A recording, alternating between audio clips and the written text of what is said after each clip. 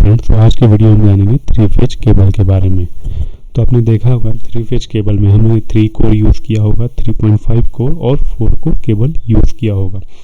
तो जनरली सबसे ज़्यादा 3.5 कोर ही केबल यूज़ होती है। तो अब सिर्फ 3.5 कोर यूज़ क्यों होती है ज़्यादा, इसके बारे में हम जानेंगे। और 3 कोर कहाँ यूज़ होती है और 4 कोर केबल कहाँ यूज़ होती है, ये सब के बारे में आज हम जानेंगे। आइए देखते हैं।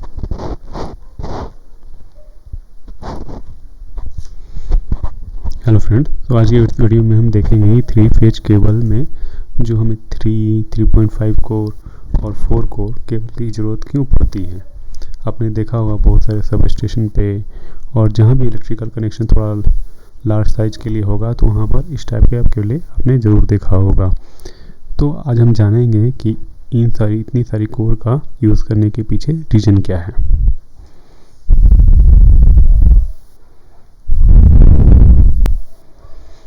तो सबसे पहले हम 3 कोर लेते हैं। 3 कोर में क्या होता है कि जब भी आपकी लोड फुली बैलेंस्ड है, जब आपकी लोड फुली बैलेंस्ड होती है तो उस समय हम 3 कोर लेते हैं। सपोज आपकी R है, Y है, B है। तो जब R पे आपकी मान लो 1 किलोवाट है, Y पे 1 किलोवाट है और B पे 1 किलोवाट है, तो उस केस में हम क्या करते हैं, सिस्टम को डेल्टा में कनेक्ट कर लेते हैं। तो उस केस में हमें एक एक्स्ट्रा न्यूट्रल की ज़रूरत नहीं पड़ती है। तो जब भी आपका सिस्टम फुल्ली बैलेंस्ड हो, ठीक है, तो उस केस में आप 3 कोर यूज़ करेंगे। 3.5 कोर 3.5 कोर आप किस केस में यूज़ करेंगे, जैसे सपोज आपकी लोड बैलेंस है, जैसे 1 किलोवाट है, दूसरा भी 1 किलोवाट है, तीसरा सपोज 1.5 किलोवाट है या 1.2 किलोवाट है। तो इस केस में वो क्या करना होगा कि आपको 3.5 कोर यूज़ करना पड़ेगा, क्योंकि आपकी लोड फुली बैलेंस्ड नहीं है, थोड़ी बहुत का डिफरेंस है, तो वहाँ पर आपको थोड़ी करंट न्यूट्रल में थ्रू फ्लो हो जाएगी। तो इसलिए जनरली हर जगह प्रीफर किया जाता है 3.5 कोर, क्योंकि कभी कभी कुछ फॉल्ट करंट आ जाती है तो वो न्यूट्रल में आ जाती है, तो जिसके चलते हम इसे प्रीफर करते हैं।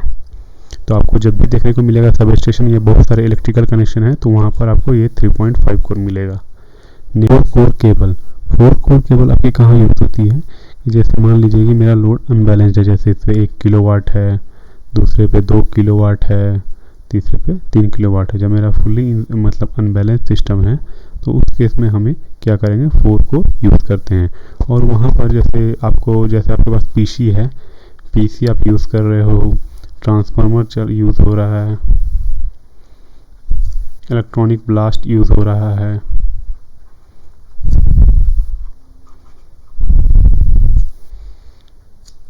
SMPS यूज़ हो रहा है।